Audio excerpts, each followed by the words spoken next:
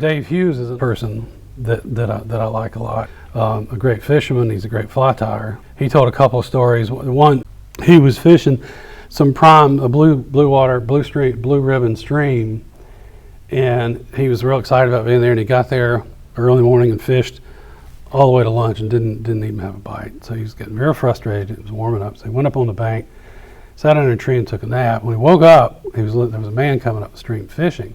And he said he'd go about 10 feet and he'd catch a fish, another 10 yards, he'd catch another fish. So he went down to the stream and said, what are you catching them on? This is great. I said, I don't know, it's this little gray thing. And it was a caddisfly. And he said, well, what made you choose that? And he said, well, he shook a bush and all these bugs came out and he caught one and he got the fly, so he tied it on. That's about how complicated it can be. And then another story, because I don't know who somebody said a long time ago, trout don't speak Latin. We were fishing in the cabin. There was a book by a couple of famous authors, and I was astonished. It was about 30 years old. It's a famous tome, and every description in there they told were fabulous descriptions, and they told how to tie the flies, and they told the characteristics, and every description of every fly was in Latin. They didn't talk about a blue-winged olive. They didn't talk about it. So how awful that would be to somebody starting out. So Dave said he met a friend at the Yellowstone, and they got in this guy's truck, and he said it was like 12 degrees, and they were not excited about getting out. And he looked down at the river, and there were some rises. So the guy had already rigged up, so he went running down to the river, and he caught like 2 fish. And so Dave got down there, and he said, "What are they catching on?" He said, "I don't know. It's one of these. So why don't you go see what it is?" He handed him this bug. So Dave goes back to the truck, gets out his magnifying kit, and looks at it, and he's not sure. And he looks at it some more, and so he decided it was an olive dun, whatever. It doesn't matter. So he went back down to the water, and when he got down there, the rise was over. The guy had caught 6 fish.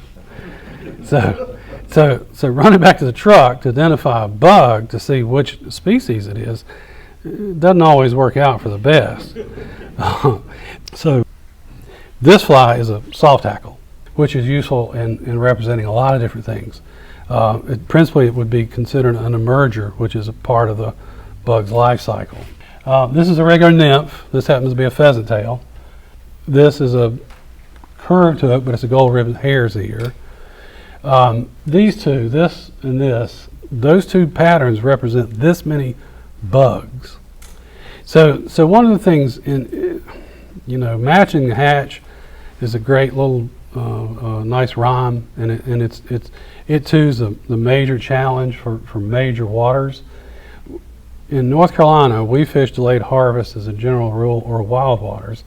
We don't fish the Henry's Fork where it's impossible, where the fish have PhDs and they've been hammered by the best fishermen in the world. We're fishing basics. So these are the top flies for you to have. To me, these are must-haves. If you can't have anything else. I was going to bring, when I just retired, and the first outing after being retired, I was pretty jacked up, and it had rained and rained and rained. So I decided I'd go to South. I didn't have long, so I went to South Mountain. It's close. So I triple checked, and I had my boots and my rods and all that. Well, I got to the. If anybody has seen my stuff, it's particularly ironic. When I got to the water, I didn't have any flies. And I personally usually carry about 4,000 flies. And I was only a couple hours away, but now around and a half, and I was like, well, okay. But I found in the bottom of a duffel, because at the end of the day, I'll take the flies I either beat up or didn't work or whatever, put in a box, and then I'd take them in and redo them. So I had this ratty little box that had like 8 flies in it, and it was a collection of crap. And some of it looked like this, because they'd been eaten and eaten and eaten. And that's what I had, and I caught 20 fish. You know, I call, and I'm not a great fisherman. It has nothing to do with me. It's all I had, so I made it work. The fly is not as important as your belief in the fly and its ability to catch fish, because you're going to fish it harder, you're going to fish it longer, you're going to fish it over the better water, you're going to spend more time on the better water, and you're not going to be, and you're not going to change if you have one fly. It's not the fly, it's the magic in it, right? You've got to believe that you have made at least approximately the right choice.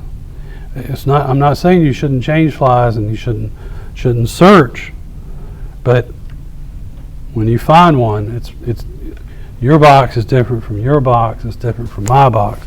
We all catch fish. So, I'm just saying, everything I've said's BS. So, this is a gold rib hare's ear, and you can fish it with or without a gold bead. The foam beetle, as you know, I like. Elk hair caddis. The bodies in this are you can get or tie different colors, and that's important too. Sometimes green works and tan doesn't, and yada yada yada. A parachute Adams, and Adams is also just the gray color. This works as a BWO, as a PMD, as a sulfur, as a Hendrickson, as a March Brown. Anything that has a mayfly that lands on top of the water, this can work as. This is an RS2. This is a tiny little emerger, fished low in the water column. You can fish it in the surface. I don't think I've ever done any good, but RS2s also. All these I'm showing you, even this guy, you should have it in olive, and you should have it in black. This is natural. This is that Pat's rubber legs. That's a stonefly, so you can tie a 4. Yeah, 4, 8, 6. Down to probably a 12 would be the smallest, probably 10 or 8s. I usually fish 10 or 8s. This is a weighted fly too. There's lead up under that chenille, so it's a get down to the bottom thing. Yeah, you can put a bead head on it. God forbid. This is a San Juan worm. When you're on the river, look in the silt. Anytime you're at a bend and it's that brownish gray silt, you'll see tracks. The water is full of worms. We just don't see them very much, but so it's not as flaky as I make it out to be. I just like flies, so that's all. This is zebra, which is a midge. It's famous for tail waters, but it fishes anywhere. Black, red, green, purple, blue. Size 18 would be probably the largest. I know people do 16s, 18, 20, 22, 24. This is a prince nymph. This is maybe a stonefly. It too can start out as a size 12 and go down. Probably as a prince, probably 18 would be a small. It's a good bottom dweller. This is a sparkle dun. This is a dry fly. It's sort of a dry fly / emerger because it's got that Z-line in the back that looks like the shuck. And the wings, you can't tell from here. I didn't think about it, but they're upright, but they're also fanned. They go this way. And you tie this in any color. This largest would be, again, to me, a 14, 16, 18 would be and 20 would be the preeminent sizes. And any color. This is a PMD, but you could do anything. This is Dave's hopper. And of course, hoppers are large. This could go up to a size 4, 6, 8, 10, 12 would be the smallest probably. This is a Griffith's gnat, so that's a midge. So by nature, size 18 would be as big as you'd want. Maybe a 16 over limb, but it's principally an 18, 20, 22 creature. And you saw in real life it was a 26.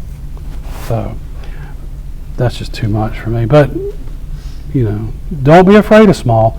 I know I poo-pooed it a lot, but again, 18 is not huge, and you can tie an 18 sparse, so it fishes like a 20 or 22, and I easily put on 20. But don't be afraid of small. Don't, because the bugs are small, trout are used to small trout. See a lot of size 8 woolly boogers, you know. So after about 6 times of the damn thing biting them and them getting drug out of the water, they're like, well, that's no good. They're not going to bite that anymore. So you'll be more successful on delayed harvest streams after the first 12 minutes of them being in the water. Once they get off the chow and they've been in the water long to see some woolly boogers, you're going to score with small bugs. It always outproduces for me. This is a soft hackle pheasant tail. This and probably a size 18 something or other are my go-to standard. I don't know what I'm doing, which is normal. This is a go-to fly as a lead fly. The other would be Pat's rubber legs. This is a parachute ant. You notice these 10 flies? This is a chromatid. Any red is a real killer. This is a WD-40, which is very sparse. I also personally like very sparse and is very effective. And this is a size just like this one. This is size 18 and smaller. This is American pheasant tail again, and then this is American pheasant tail flashback. Given the two, I would always tie this one on before this one, especially if the water is murky at all, if it has any runoff, if it rained yesterday or it's raining right now, or if you're fishing low, if you're fishing deep in the column. This flash looks like a couple of things. First of all, it's an attention getter. It's like a neon sign, you know, hot donuts, right? When a bug is emerging, it either wraps itself in a gas bubble, an air bubble, to help it go up. Some of them wrap themselves in an air bubble to breathe because they don't have any gills after they emerge, so they need to get to the surface with some oxygen. But in any case, it's a natural thing. The flashback is not just an illusion. Some people feel like the gold bead also represents this air bubble. And some people think it just is flash, is an attractant. And some people like me think it just helps it get to the bottom. So flashbacks are a must for guys like us. Given 2 flies out of this assortment, I would take a soft hackle, and this is me. This is just me. I'd take a soft hackle and a WD-40, and I'd be good to go. And on just about any water I've ever fished.